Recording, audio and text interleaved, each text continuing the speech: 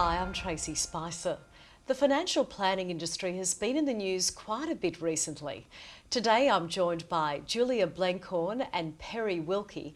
Now they're two of the founders of the Now Financial Group, a group of independent Australian financial planners.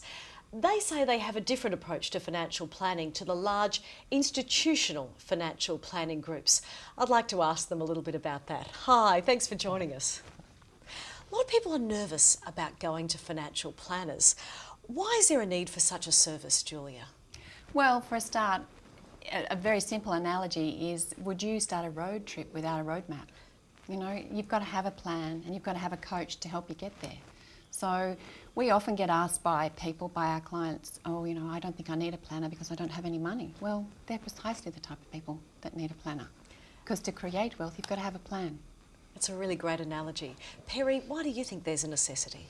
I think it's a journey, and we call ourselves life planners because it really is taking them on a journey, and it doesn't matter where they are on the life cycle, whether it's starting off with our young kids and what do we do up to like a mother-in-law going into retirement, and how do you do it? And I think it's the issue with that is overcoming the fears and trying to break down those fears to actually do what they need to do. And we help them do that. And that's where that coaching, I think, Julia, you're spot on with the coaching. We consider ourselves life coaches. Life coaches. It's interesting, a lot of those fears are surrounding the sales-driven culture inside the big banks, which has been described as profit at all costs. What is the difference between a small independent firm like yours and the big institutional financial planning? If you come to a small firm like ours, you'll get advice, not a product. All the big institutional financial planners are paid by how much they sell on volume.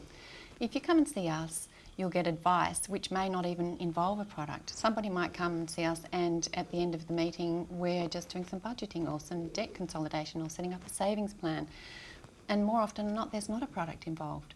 So the first meeting's all about finding out about their needs and their goals, and then you come up with some strategies that may or may not involve a product. So the huge difference is we give advice. Yet the corporate regulator ASIC has recently delivered a damning report on the entire industry. Are practices changing? Absolutely, and they need to change. We've been doing the things that ASIC and FOFA regulations have been talking about for the last 2 years, for the last 10 years. We've been charging fee for service for our clients. We've been acting in their best interests. We've been giving them a service, not a product. All the things that ASIC is now saying, you know, a financial planner should be doing for their client, we've done for years.